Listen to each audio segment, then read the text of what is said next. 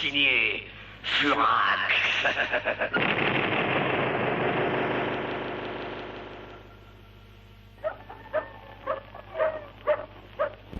Eh bien, mon cher Dac, en cette journée dominicaine... Calme.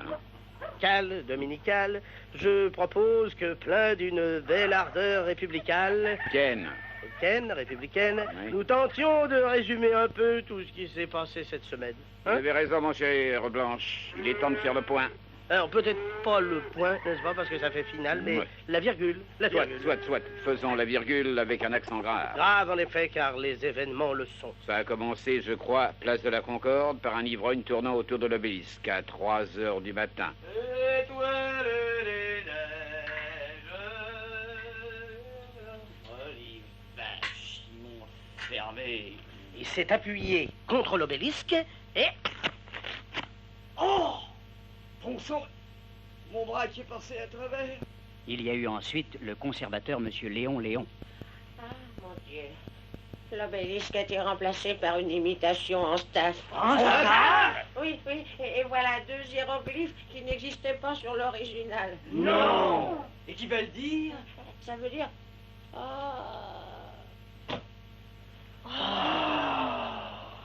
Évanoui.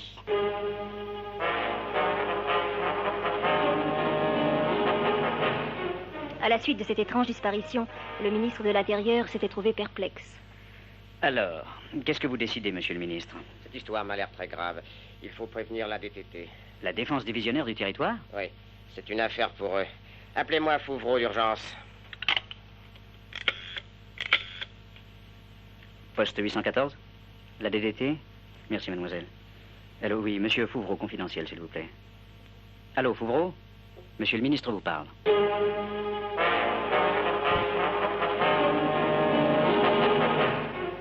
Et c'est ainsi que fait son apparition dans cette affaire un des policiers les plus puissants de France. Un des plus mystérieux également. Monsieur Fouvreau, chef de la DDT. Son premier soin est d'aller sur place. Sur place de la Concorde, évidemment. Bien entendu. Et d'interroger l'ivrogne, innocent promoteur de l'aventure.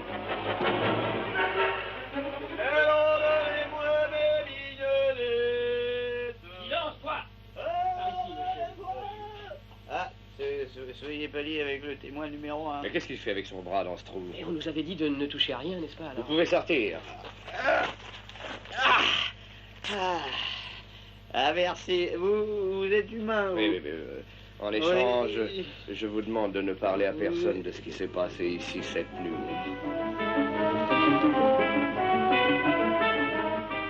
Et pendant ce temps, le conservateur de l'obélisque reçoit chez lui une étrange visite. Monsieur Léon? En personne. Excusez-moi de vous ouvrir moi-même la porte, mais ma bonne est en train de prendre une leçon de piano. Aucune importance, monsieur. Vous avez, je crois, découvert un nouvel hiéroglyphe sur l'obélisque. Effectivement, Vous l'avez déchiffré. sans difficulté. Parfait.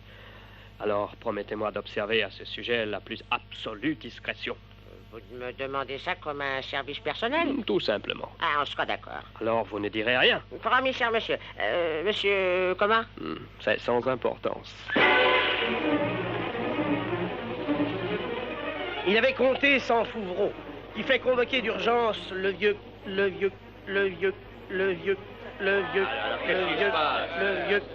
conservateur dans son bureau. Monsieur Fouvreau, Léon vient d'arriver. Faites-le entrer, mademoiselle Piotte. Hé, vous! Par ici! Bonjour, monsieur. Monsieur Léon, dites-moi, quelle est la signification des 2 signes que vous avez découverts sur le faux obélisque en staff? Ah, non, je ne sais pas. J'ai promis de ne rien Non, mais dire. dites-moi, vous n'avez pas juré de ne pas l'écrire? Eh bien alors, voilà un bloc et un stylo à billes. Écrivez-moi lisiblement la signification de ces 2 signes. Un quart d'heure après, monsieur Léon avait écrit les 2 mots. Mais Fouvreau ne devait pas le savoir. Car la feuille avait été arrachée et Léon était mort. Assassiné. Et puis, les événements se sont précipités. Le lion de Belfort a lui aussi été changé en place. Les grilles de la place Stanislas à Nancy ont été remplacées par des imitations en bois. Quant à Monsieur Fouvreau, il vient de faire une découverte des plus inquiétantes. Sur le bloc, où avant de mourir, Léon avait griffonné la traduction des hiéroglyphes, il a retrouvé l'empreinte laissée sur la deuxième feuille par le stylo à billes. Et c'est avec stupeur qu'il déchiffre ces deux mots inquiétants. Signé Furax.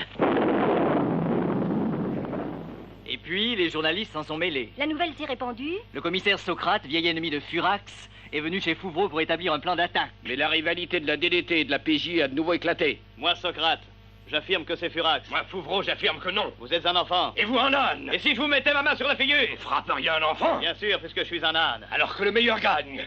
Adieu, Fouvreau. Adieu, Socrate.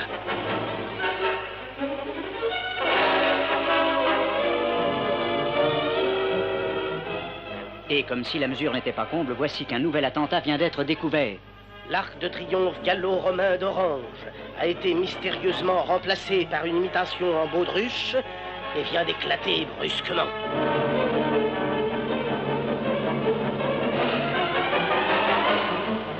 Signé Furax. Les deux meilleurs policiers de France sont sur l'affaire. Commissaire Socrate, de la PJ. Fouvreau de la DDT. Battront-ils en brèche le plus puissant aventurier des temps modernes?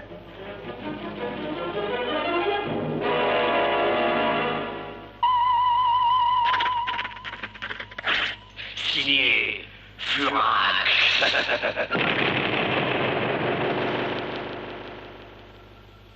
Ah, mon pauvre Black. Ah, mon vieux Wade. Quelle semaine! Ça, tu peux le dire. Eh ben, c'est ce que je fais, justement. Ça, on peut dire que ça a été mouvementé. Surtout pour nous. On s'était retiré des affaires depuis 4 ans, après l'histoire des barbus. On avait tout oublié. Furax, la police, le commissaire Socrate. On vivait tranquillement à Barbezieux, dans la nature, en dirigeant une maison de repos pour les herbes folles. Et puis voilà qu'un matin... Messieurs Black and White, c'est ici? Oui, monsieur. Je suis Fouvreau de la DDT. Ah, il n'y a pas été par 4 chemins, le Fouvreau. Hey, t'es catégorique? Pourriez-vous, le cas échéant, reprendre vos activités d'autrefois? Oh, vous savez, hein, à quoi bon? On est bien ici. Le vin est bon. Les gens sont gentils. Et pourtant, j'aurais besoin de vous pour m'aider dans une tâche. Vous êtes au courant sans doute des événements de ces temps derniers. L'obélisque de la Concorde, le lion de Belfort, les grilles de la place Stanislas à Nancy, l'arc de triomphe d'Orange subtilisé, remplacé par de grossières imitations. On sait. Oui, on est au courant, oui. Sans compter l'assassinat dans mon propre bureau de Monsieur Léon. Oui, en effet, oui, on nous en a vaguement parlé. Oui. Et chaque fois, un paraphe incroyable, signé Furax. Furax? Ah, vieille connaissance. Alors, vous, Black and White, vous qui vous êtes couvert de gloire dans l'affaire des barbus, accepteriez-vous de reprendre du service?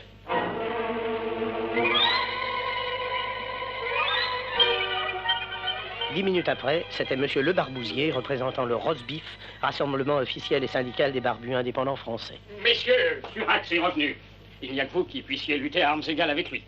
Bien entendu, votre prix sera non. Oh, c'est pas une question d'argent. C'est notre tranquillité, notre bien-être. Qu'est-ce que c'est que ça encore? Un monsieur vous demande. Sur ces entrefaites est arrivé celui qui nous a enfin décidé. Notre vieux copain. Notre ancien frère d'armes. Bonjour, les gars. Socrate! Commissaire Socrate. Sur les instances du commissaire, de M. Le Barbousier et de Fouvreau, Black and White ont décidé de reprendre la lutte. Les 5 hommes se rendent au fond de la propriété pour y prêter serment.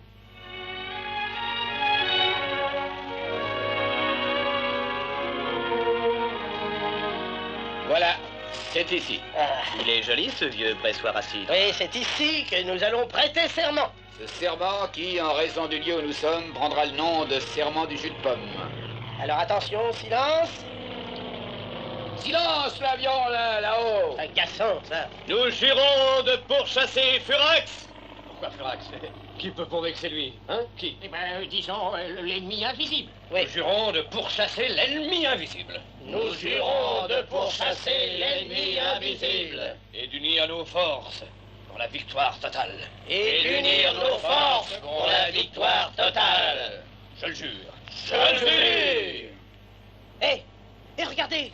Regardez cet avion qui tournait là-haut depuis 10 minutes. Regardez. Oh, non, on dirait que... Non, Non, il pique. Il pique, c'est voulu. Il pique sur votre maison. Mais oui, il est fou. Mais pas fou du tout, il le fait exprès. Regardez, regardez. Oh oui, il lâche quelque chose. À plat ventre. Oui, oui.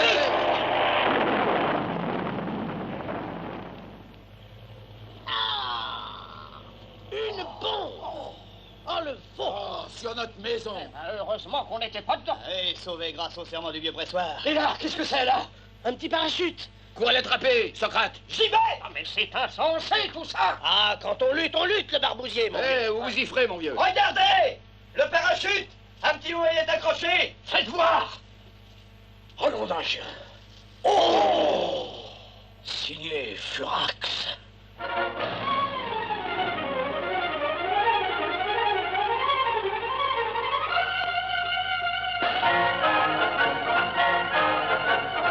Et pendant toute la semaine, l'émotion et l'indignation soulevèrent le pays. L'énervement grandissait d'heure en heure, le disputant à la peur et à l'angoisse.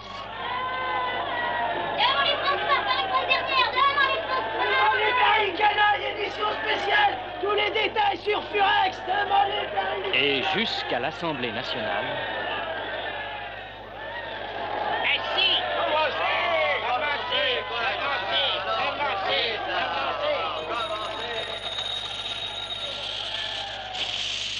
Messieurs, je serai bref. Quelques mots seulement pour demander au gouvernement quelles mesures il compte prendre pour mettre fin aux criminels agissements de Furax. Il est inadmissible que cet ennemi numéro 1 puisse encore se livrer à ces exécrables agissements. La question est nette, quand et comment va-t-on se décider à agir?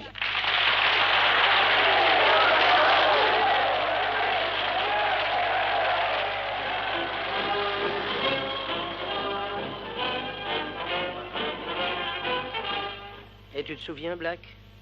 C'est ce jour-là que nous avons quitté les ruines de notre maison à Barbezieux. Oui, oui, oh, je nous vois encore plantés au milieu de cette désolation. On avait l'air de deux fantômes.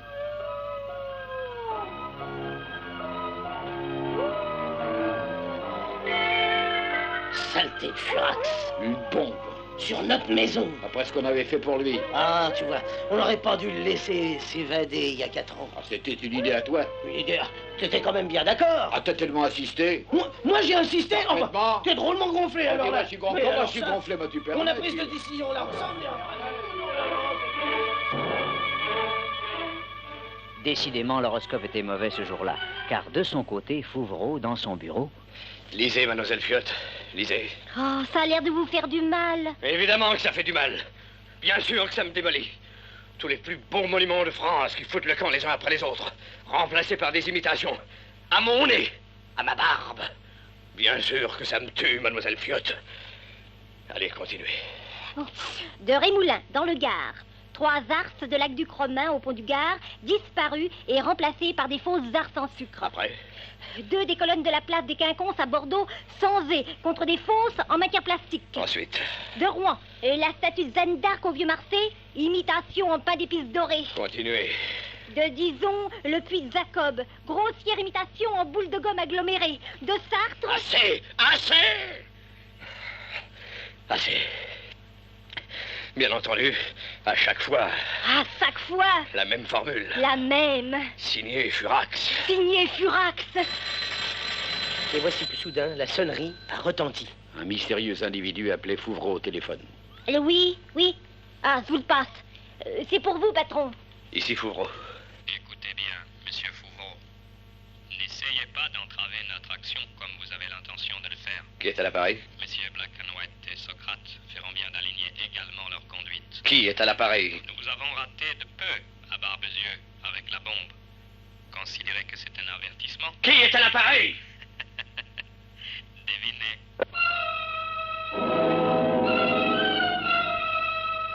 Quel est ce mystérieux personnage qui ose venir narguer chez lui un des plus puissants policiers de France? Mystère. Mystère. N'a-t-il pas été trop loin dans la provocation? Fouvreau n'a-t-il pas le moyen technique de localiser l'origine du coup de téléphone? Cette sombre histoire est... À suivre. Signé Furax.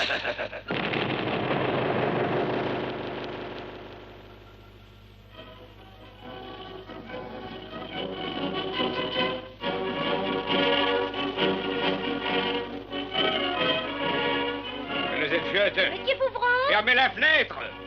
C'est saoulant, cette musique militaire. Bien, patron. au défilé? J'ai pas le temps, beaucoup de travail. Tout d'abord faire le point. Résumer les faits ahurissants qui se sont déroulés cette semaine. Notez, mademoiselle Fiot. Je note, patron, je note. Il y a eu d'abord ce coup de téléphone de menace. Ah, les idiots, me faire ça à moi. Et immédiatement, j'ai localisé la provenance de l'appel. J'ai envoyé les inspecteurs Boutriquet et Carcapoil. Oui, 10 minutes plus tard, ils avaient repéré les deux types dans un café. Allô, Carcapoil, vous êtes toujours au bout du fil? Oui, monsieur Fouvreau. Les deux types sont toujours à l'estaminet tranquille. Ils ont des lunettes noires dans leur poche. Ne les perdez pas de vue, c'est notre seule chance. Ils se lèvent, patron. Ils vont quitter la salle. Boutriquet va les suivre. Faites attention, hein. Si vous les ratez, je vous fiche à la porte sans indemnité. Et je vous fais engager 2 ans ferme à la Comédie Française. Oh non, patron, pitié. Oh, pas de menace. Ah, voilà Boutriquet qui revient. Ne quittez pas. Vite. Allô, patron? Ici Boutriquet. Les deux types viennent de monter dans l'autobus. Mais Bougredane, pourquoi vous n'êtes pas monté avec eux? Mais il n'y avait plus que des places debout et j'ai horreur de ça. À cause d'un corps au pied qui me fait souffrir. Mais je me fous de votre corps au pied, fallait monter, c'est votre boulot. Ah, patron, permettez, mon corps est à moi. Quel autobus? Le 28, direction de Porte d'Orléans. Voiture 2807. Très bien. Et prenez des bains de pied au chlorate de potasse. Oh là là. Allô, passez-moi la RATP. La RATP. La RATP, les autobus, quoi. Allô, la RATP. Ici Fouvreau de la DDT. J'ai une arrestation à effectuer. Donnez l'ordre de détourner la voiture 2807 de son parcours. Mais oui, je sais qu'elle va à la Porte d'Orléans. Eh bien, prévenez le conducteur qui se rende directement à la Porte Dauphine. Je m'en fous, c'est en ordre.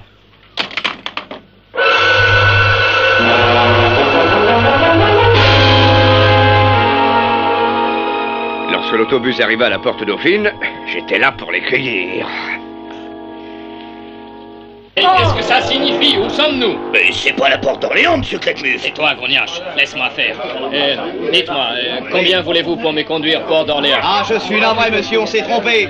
La direction se réserve le droit de modifier l'itinéraire. C'est insensé, j'exige des explications. Et nous sommes d'honnêtes voyageurs, nous voulons des excuses. Monsieur va vous les donner. Fouvreau de la DDT, suivez-moi. Mais, y a pas de mais. Alors, juin? Y a pas de juin. Carcapoil, les menottes. Je les tenais. J'étais heureux, mademoiselle Fiot. Claquemuf et Grognache. Deux types importants, c'est sûr. Aussi, vous les avez fait enfermer dans la gare de la Porte Dauphine. Et oui, et c'est là que j'ai été stupide. Ils ont demandé l'autorisation d'aller aux toilettes et, une fois enfermés... Bon. Grognache, ne perdons pas de temps. Actionne la chasse d'eau. Mais... Obéis. Tire.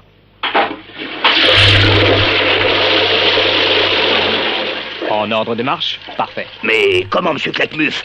Vous voulez nous faire évader par... Pourquoi pas, imbécile? Il vaut mieux se mouiller que se compromettre. Mais vous croyez qu'on passera? Tout passe dans la vie. Allez, vas-y, planche les premiers, je te suivrai. Prends ton souffle. Hop!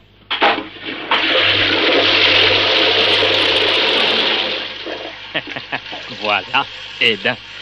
Remplis-toi vite, réservoir. Oh, mon sauveur.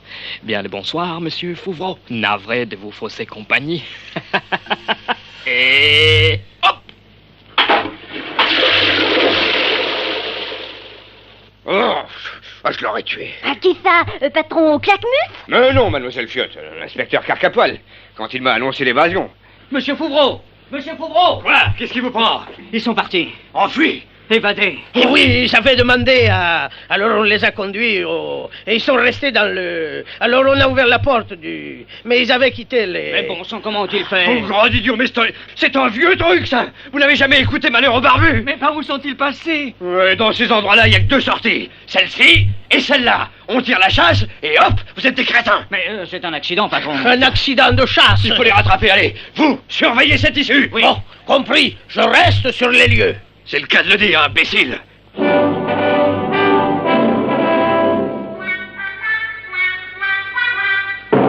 Ils se sont sauvés par les égouts? Et vous les avez pu retrouver? Non. Ben, ils avaient laissé tomber un portefeuille. Ah oui, avec des cartes postales, je sais. Qui représentait tous les monuments disparus, plus un. Le pont d'Avignon. Avec une inscription S102115.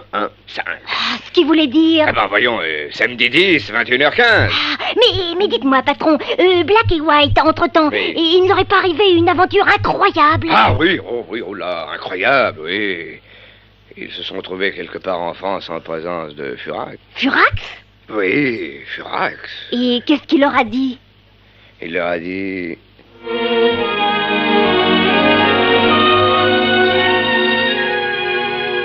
Black, White, écoutez-moi. C'est Furax qui vous parle. Sur mon honneur de pirate, sur ma foi de bandit, 600 fois assassin, sur la tête d'une petite fille innocente qui ignorera toujours le nom maudit de son père, sur la vie de Malvina qui m'aime à la folie. N'est-ce pas, Malvina? Sur tout cela, je vous jure que je suis étranger à tout ce qui s'est passé. Mais, pourtant... Dans chaque occasion, la signature... Signé Furax. Un faux. Un faux? Sur ma vie. Et le samedi soir, au pont d'Avignon, qu'est-ce qui s'est passé, patron? Oh, presque rien, mademoiselle Fiotte. Nous avons attendu dans la nuit. Et puis il y a eu un bruit, une lueur autour du pont. Mes hommes ont tiré. Socrate et moi, nous avons foncé. Plus personne.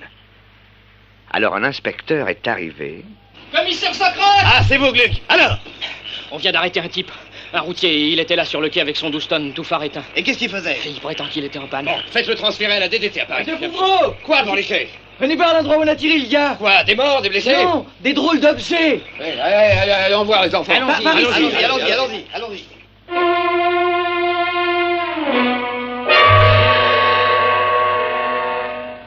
Et qu'est-ce que c'était, patron? De curieux débris, mademoiselle Fiotte. Des lampes, des tubes, des fils.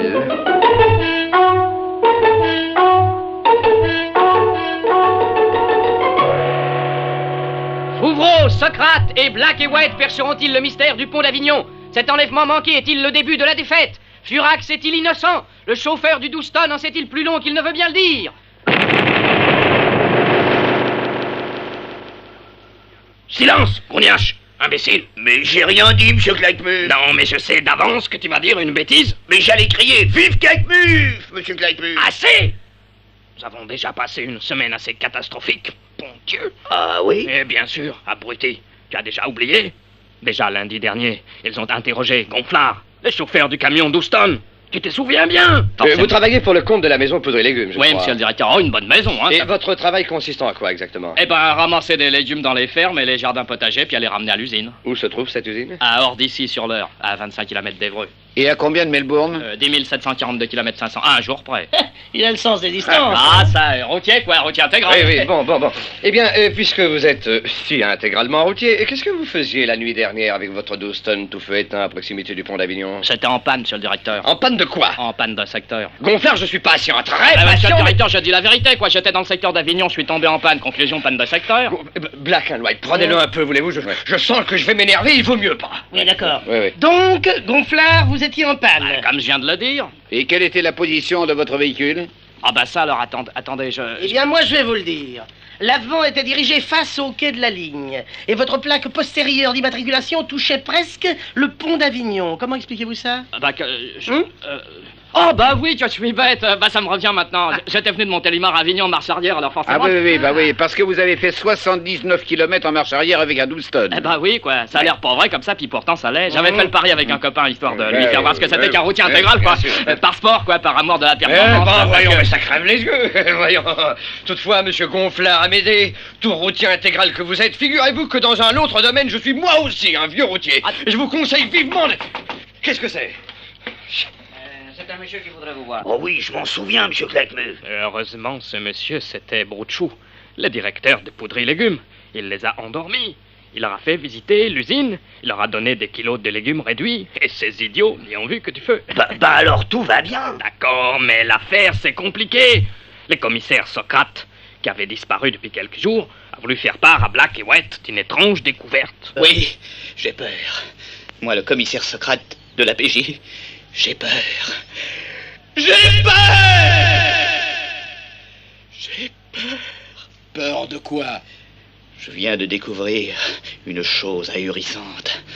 Un secret qui va me coûter la vie. Non! Oui, j'ai beau me cacher, je sais bien que je suis condamné. Je vais mourir pour avoir trouvé ce que j'ai trouvé. Non, Socrate, vous êtes sûr? Oui. Oh, je me souviens, monsieur Claquemuse. C'était dans la forêt de Marly. Quelqu'un a tiré sur le commissaire. Ah! Cachez-vous! À terre! Mais, à terre! Je suis touché. Je suis blessé. Bon sang, Black, mais c'est du sérieux, hein? Ne partez pas, Socrate. Où êtes-vous touché? À l'épaule. N'approchez pas. N'approchez pas. Restez couché. Non, attendez, on va vous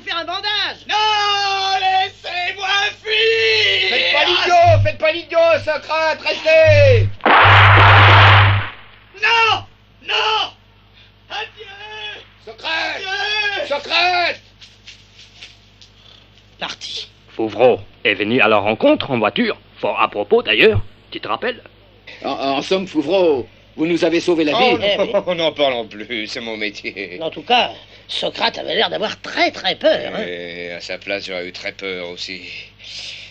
Voyons, est-ce que... Comment dirais-je? Est-ce qu'il a eu le temps de vous dire de quoi il s'agissait?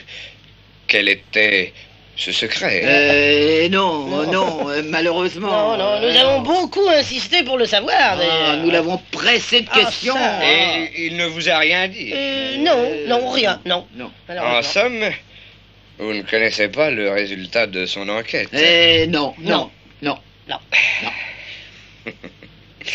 Eh bien, mes bons amis, je suis vraiment très content pour vous.